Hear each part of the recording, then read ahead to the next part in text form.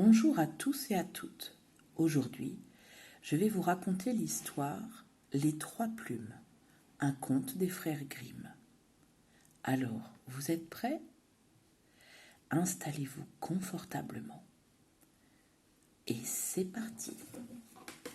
Conte des frères Grimm, illustré par Eddie Salma. Les Trois Plumes.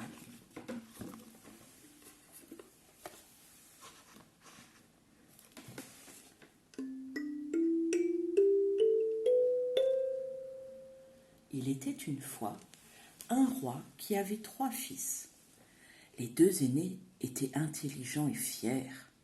Leur jeune frère, lui, ne parlait pas beaucoup. Et tout le monde l'appelait le simplet. Quand le roi vieillissant sentit sa fin prochaine, il réunit ses enfants. « L'un de vous devra bientôt prendre ma place, et je ne sais pas lequel désigner. Alors, j'ai décidé que ce serait celui qui me rapportera le plus beau, le plus soyeux des tapis, qui sera sacré roi. Suivez-moi. » Le roi mena ses 3 fils devant les portes du château. « Je vais souffler sur ces 3 plumes et vous devrez les suivre. »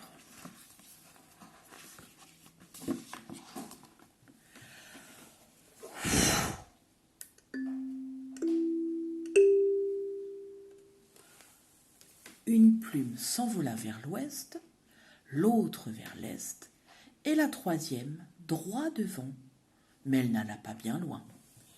Le simplet regarda l'un de ses frères courir à droite, l'autre filer à gauche, et lui, tristement, s'accroupit à côté de la plume blanche posée sur le sol. C'est alors qu'il remarqua une trappe.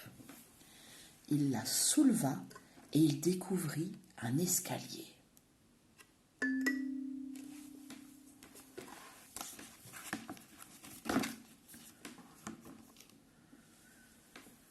Prudent, il s'y engagea, descendit les quelques marches et se trouva face à une porte. Poliment, il frappa. Et il entendit une voix qui chantait.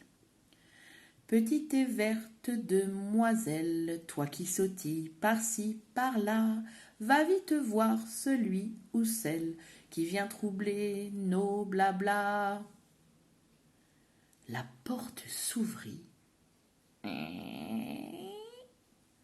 Le simplet entra.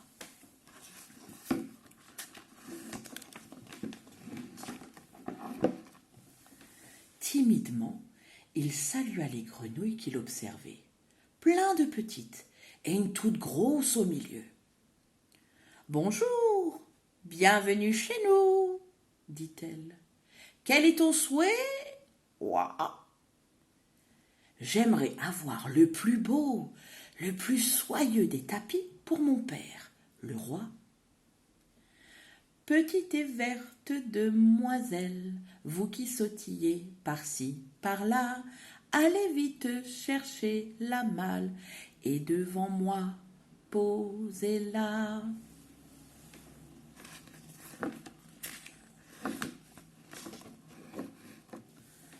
La grosse grenouille sortit un tapis si beau, si fin, que nul n'en avait jamais vu de pareil là-haut sur terre.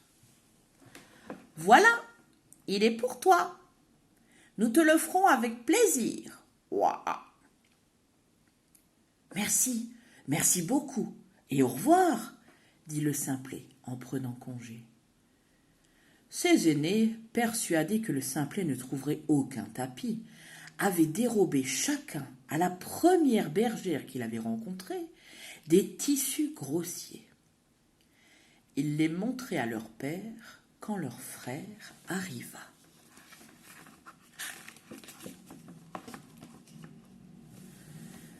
« Il est magnifique !» s'écria le roi. « C'est sans conteste le plus beau. C'est toi, mon fils, qui me succédera. »« Ce n'est pas possible, pas lui !» s'écrièrent les aînés. « Ce tapis, il l'a trouvé par hasard. Il n'est pas capable de diriger le royaume. Père, il faut une nouvelle épreuve. » Et le roi céda. Il précéda ses enfants sur le perron du château. « C'est celui qui m'apportera la bague la plus belle et la plus précieuse qui sera sacré roi. »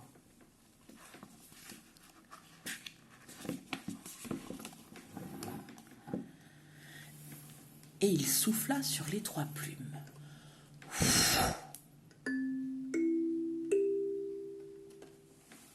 Une plume s'envola vers l'ouest, l'autre vers l'est et la 3e droit devant, mais elle n'alla pas bien loin.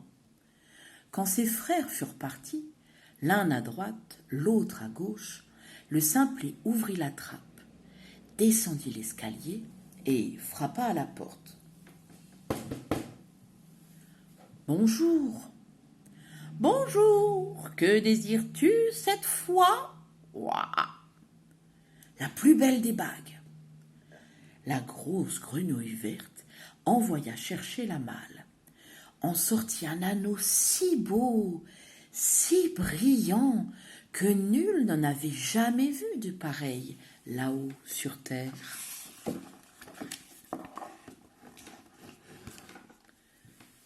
Les 2 aînés ne s'étaient pas donné le moindre mal. Ils avaient tout simplement fabriqué des bagues à partir de vieux clous tordus et de vieilles roues de charrette. Alors, quand le simplet montra son anneau, le roi dit à nouveau « Elle est magnifique, c'est sans conteste la plus belle. C'est toi, mon fils, qui me succédera. »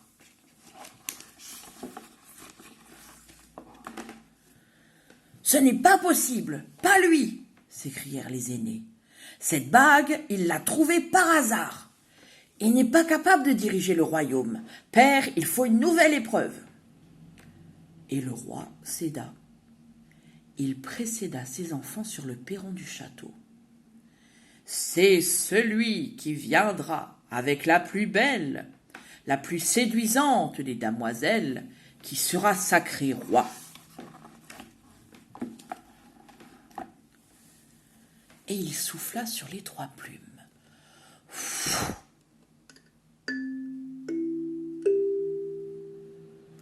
Une plume s'envola vers l'ouest, l'autre vers l'est et la 3e droit devant, mais elle n'alla pas bien loin. Quand ses frères furent partis l'un à droite, l'autre à gauche, le simplet ouvrit la trappe, descendit l'escalier et frappa à la porte. « Bonjour. Bonjour. Que désires-tu cette fois ? » Ouah. La plus séduisante des compagnes. « Tu es exigeant, mais nous allons te donner satisfaction. Ouah. Prends cette carotte. J'y ai attelé 6 petites souris. Ouah.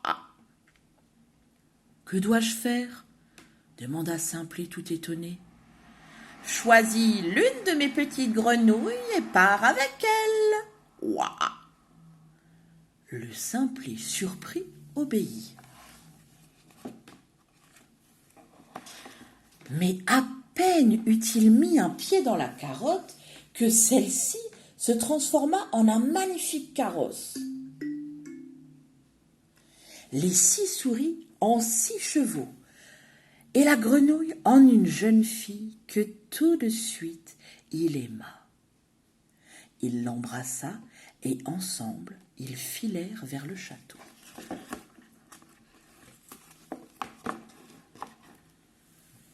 Ses frères arrivèrent après lui.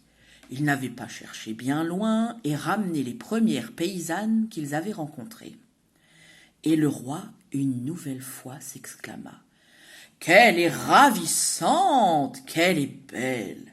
C'est toi, mon fils, qui me succédera. »« Ce n'est pas possible, pas lui !» s'écrièrent les aînés. « Cette fille, il l'a trouvée par hasard. Il n'est pas capable de diriger le royaume. Père, il faut une nouvelle épreuve. Par exemple, voyons celle qui sautera le mieux à travers le cerceau. » Et le roi céda.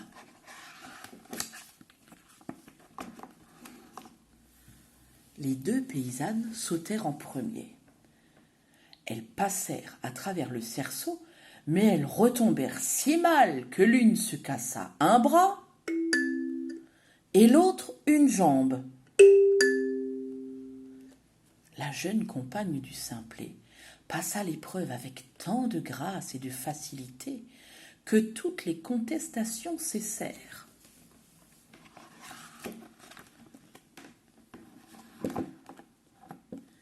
Elle monta sur le trône avec Simplet. Ils régnèrent longtemps et avec grande sagesse.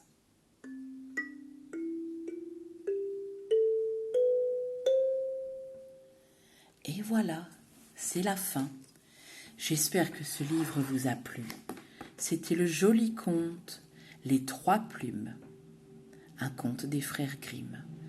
Alors, à bientôt.